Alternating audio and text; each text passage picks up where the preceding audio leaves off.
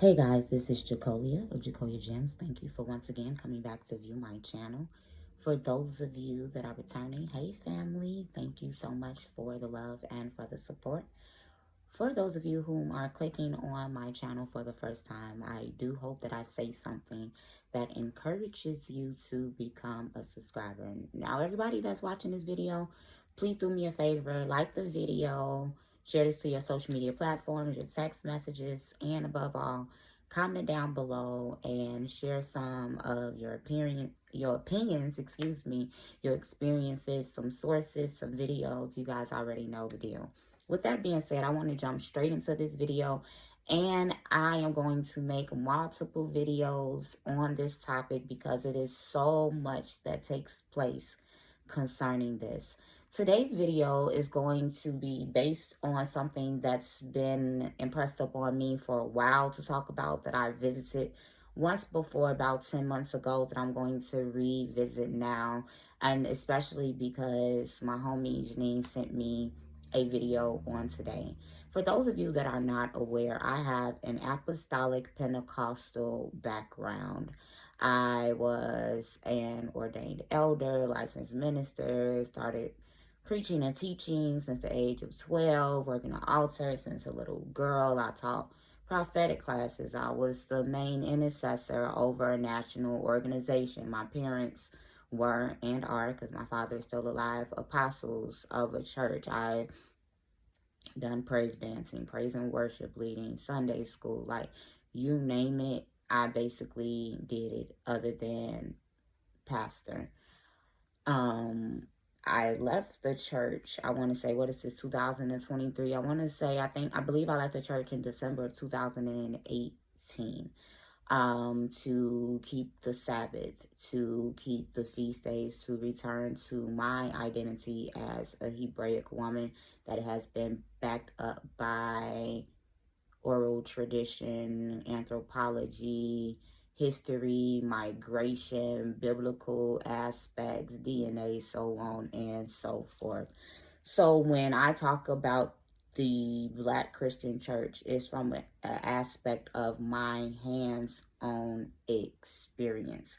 I am not speaking third or second person, and if I do, I will be 100% honest and say so. I have a lot of experience and I saw a lot of things. So my homie sent me this video of prophetess Juanita Bynum, and some people may know who she is, but she's a big deal in the Black church. She has been so since I was a little girl.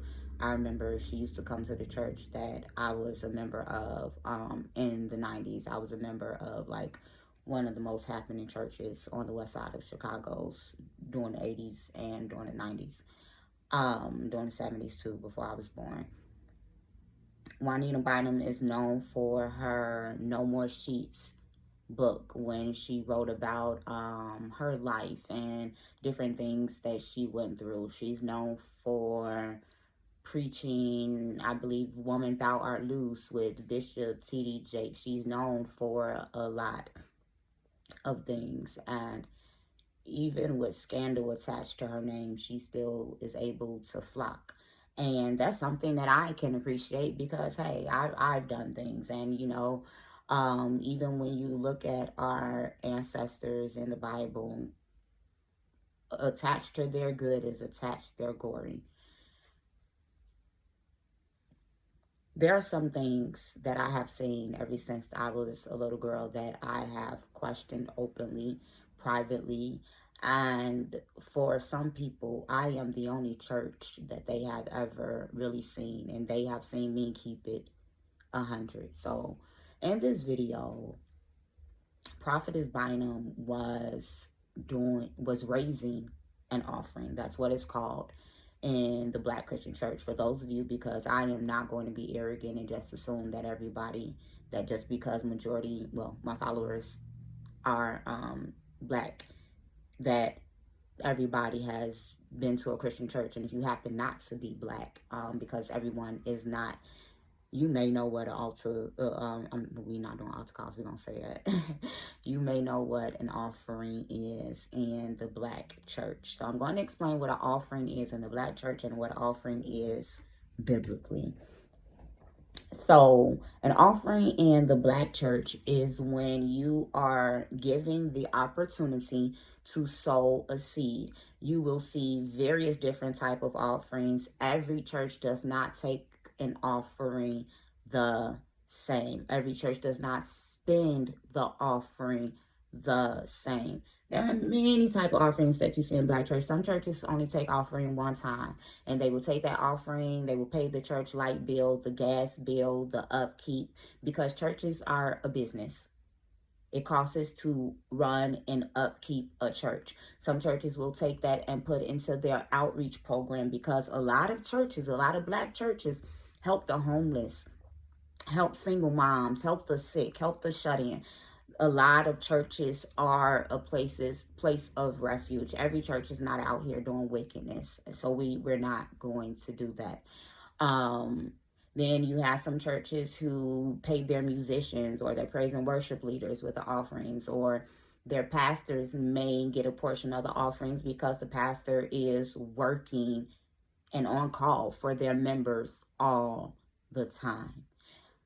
Then you have some churches that they just, they give everything to the pastor, and their members are left out high and dry. There is no fund to help if somebody needs a light bill paid, a gas bill paid, if just anything. It is not one size fit all. Is the modern day offering in Christianity biblically accurate? We are going to emphatically say no. In fact, there were 3 different times that the Israelites were commanded to bring an offering. The first time would be during the Passover or the Pesach. This was to be a lamb that was supposed to be a certain age, certain size, unblemished. So when we come as we are coming blemished, and that's a doctrine on its own that's problematic, because the Most High was very specific about his offering. If you even begin to look at the Levites, the Levitical priests, y'all, they had to be fine. Our leaders they couldn't be deaf. They couldn't be, what's the modern day? They couldn't be mute. They couldn't be physically challenged or anything like that. These were the upper echelon of the people that you began to see, because they had to get close to the deity, and the deity was about perfection. So we have to be biblical in that which it is that we teach. We see that the Passover lamb was specifically slaughtered to cover the Israelites from the destroyer. We see this with Mashiach, the Messiah, with Yeshua, which is in Igbo, or Yeshua, which is in Aramaic, Yeshua, Joshua, Jesus. He was the Passover lamb. When the Pharisees and the scribes, and I'm going to need you guys to realize this, the Pharisees and scribes are not some witches and warlocks. The Pharisees and the scribes were actually those who knew the oral tradition back and front. They knew the law. They actually knew how the Passover lamb was supposed to be slaughtered, because those instructions are not listed in the Old Testament. You can find those things in the Mishnah and in the oral tradition. So when the Pharisees were questioning Mashiach, they were doing so to examine him, to try to find fault in him, and they could not find fault in him. So he became the unblemished Passover lamb to protect us from the second death. This is what we need to begin to know about, because a lot of us talk about him being the atonement. We also see, even though when he was on the Christ in Aramaic, according to some of the Greek New Testament, it said that he said, Eli, Eli, sabachthani, my Yah, why hast thou forsaken me? And he also said, forgive them, for they know not what they do. So that could be as, okay. But we also see that before that took place, that he kept the Passover with his disciples. This is what the Christian church now calls the Last Supper. No, this was the Passover. You saw the unleavened bread that he said here. This is a representation of my flesh. This goes back to the book of Exodus when the Israelites were readily and hastily getting ready for the Exodus. And not only were they told to get the Passover lamb for each of their households, and some of the households joined together depending on the economical status of the houses around, but they were also told to make unleavened bread. This was a grain sacrifice. So when he said that this is my flesh, he became a grain sacrifice in that moment. And then the blood of the lamb, which was gone across the doorpost, would shield them from the second death. His blood, he said, drink. This was a libation. Libations, we see this in West African customs. We still see this on the west side of Chicago. When we bless the bottle, and what did the old 90s song say? I tip a 40 to your memories. That's a West African and Israelite custom that we see being played out even till this day. When a libation is poured out, we see Abraham pouring out a libation when he began to make an altar. And I'm going to give you guys some scriptures listed down below as read them, because I do have my notebook right here. Abraham, he poured out libations. And so when we see that this is the offering of the Passover, this is one of the offerings. So if you have not kept Passover, then you have not given the offering to the Most High.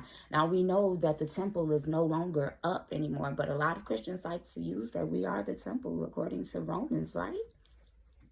The Apostle Paul. And he was taught by, I think, Gamaliel, by one of the main Pharisees. He even said that he was a tutelage. He was a student of the Pharisees. He knew the law. And Peter even said that people would get confused about the teachings of Paul because of how astute he was in the law. But also, Paul got us in trouble with the Israelites. Read the book of Acts. You'll see the discrepancies if you really want to study. Then we see Shavuot. This is Pentecost, which took place 50 days after Passover, which is very important to make sure that after Passover, this is when the Feast of Unleavened Bread starts. And this is when the unleavened, 11 means to remove sin. Leaven, the whole lump. Leaven represents sin. So if you did not keep the Feast of Unleavened Bread, when did you this year take time out to remove leaven from your life? And that's kept for 7 days. And that Sabbath, that's when you begin to count 7 Sabbaths plus 1 day for Shavuot. Shavuot means the Feast of Weeks. Pente in Greek means 50. So this is 50 days after Passover, which would end up being on a Sunday, which is how majority of Black Christians became. Well, all the Black Christians became Pentecostal, because this feast day ended up on Pentecost, on Pente, meaning 50. This is an Old Testament custom. And we see that this is another pilgrimage, because Passover was a pilgrimage. This was another pilgrimage. I am a pilgrim. So who are the pilgrims? Sephardic Jews. Okay? Because the Sephardic Jews had to go back to Jerusalem, where the Jews of Judea already were. So who were the pilgrims when they came over here? Okay, line up on line, precept on precept. This is what you see when you go to the book of Acts in the 2nd chapter. This is your feast day of Pentecost. So if you did not properly keep this, then you did not give your offering. Sukkot, this is another 7-day feast coming up in September, October, depending on when you count. And this is when our ancestors stayed in booths 7 days. Now, we see this amongst some of the slave narratives in the movies, when our people would have to sleep out in the wilderness and they would build up homes. He said, were you not a stranger and a sojourner in Egypt. And after our people left out of Egypt, they had to dwell in booths. So if you do not keep this feast in the fall, then you have not given your offering. What is the altar used for in the black church in comparison when it comes for offering to voodoo? Because we're going to lay it out. The altar specifically is a place of slaughter or a place of sacrifice. It's typically made of the earth or stone. This is very important to know. This is talked about in Exodus 20 and 4 and 25. Altars were normally hidden away. The altars in the black church is wide open. Genesis 22 and 9, Ezekiel 6 and 3, Kings 23:12, 16:4, 23:8. Noah was the first person to erect an altar. This is in Genesis 3 and 4. Although Cain and Abel gave a sacrifice, there was no mention of an altar being present. Abram erected an altar. So this can be erected whether it's in your home, outside. Let's listen. Genesis 12 and 7, 13 and 4, 13, 8, and chapter 22 and 9. Isaac, Genesis 26 and 25. Jacob, 33 and 20, 35, 1 through 3. Moses, Exodus 17 and 15. And Saul, 1 Samuel 14 and 35. On these altars, what was given? Remember, I told you guys that in one of them, a libation was poured out by Abram, and I believe by Jacob as well. And this was to signify that a new place had been etched out. But a burnt offering or holocaust means to be entirely consumed. The animal had to be without blemish. So when we tell people to come as they are, we really need to realize that this is a false doctrine that has been started to take us further and further away from our customs, from our laws, our statutes, and our commandments. Burnt offerings were sin offerings given 45 times daily throughout the first and second temple. And those are different videos on their own.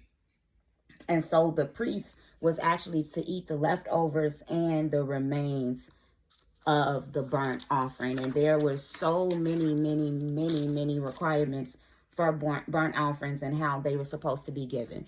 So when we begin to, I'm a link down below the video that my friend sent me.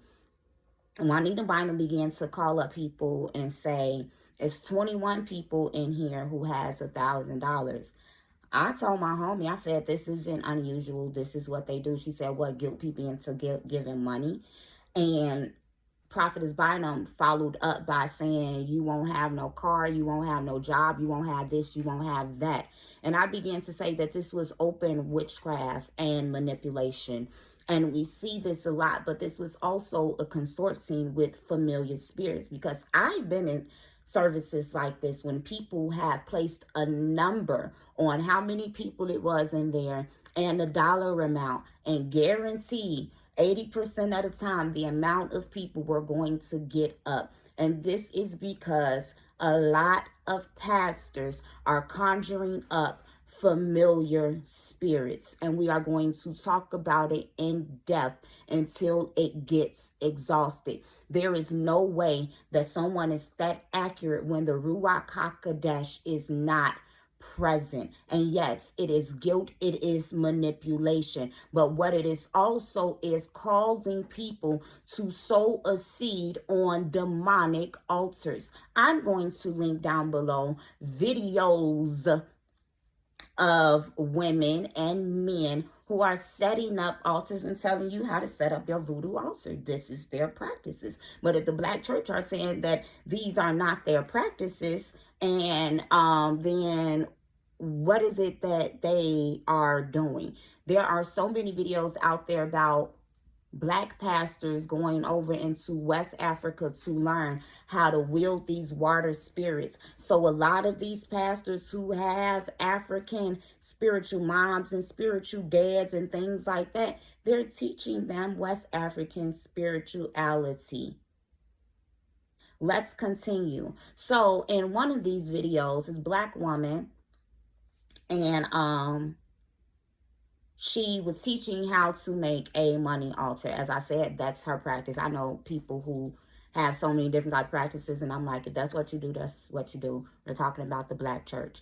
In that video, she had to have a candle, which was fire present. It's the elements. In the black church, what do they have you call on? The Shekinah. And you guys, after I began to look into this, it has a lot to do with Jewish mysticism, which a lot of phrases and things has to do with in the black church. And this is looked at as the female deity, and it is represented by fire. In the Gnostic world, the Shekinah is represented by the rising phoenix. So when they raise an offering and they're asking for the Shekinah to come forth, that's the fire. They had to have a source of wind. Ruach. Okay.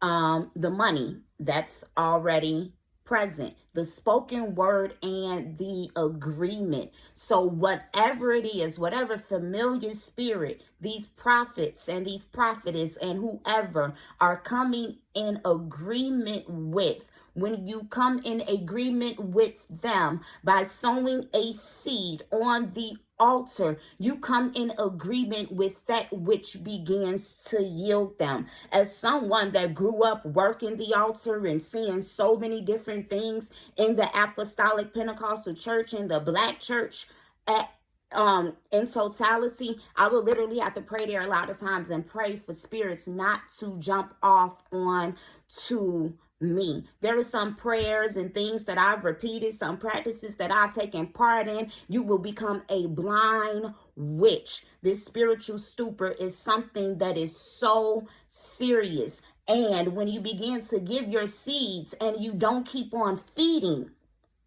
this deity, you will begin to see that things in your life can start to fumble apart. And then there are times when you go to these services, and because you believe and you gave, you see a sudden result. And we begin to say that that was the Ruach HaKodesh, not realizing that the spirit realm has no choice but to obey. And once you plant your seed, it is going to line up. But you have now placed your finances on the altar of these demonic entities. And we do this at so many services.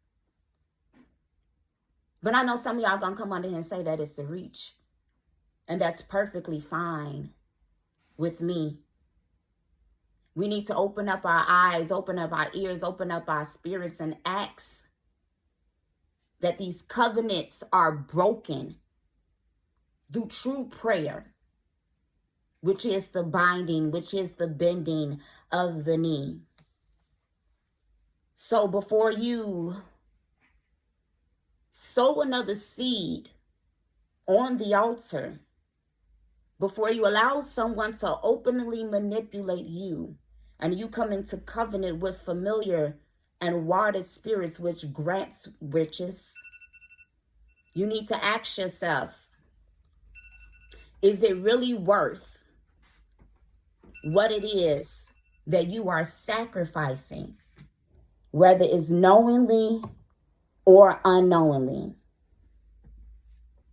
Have you had some type of experience where you've seen services like this, partaken in services like this? Are you one of those people who raise offerings and use it as manipulations?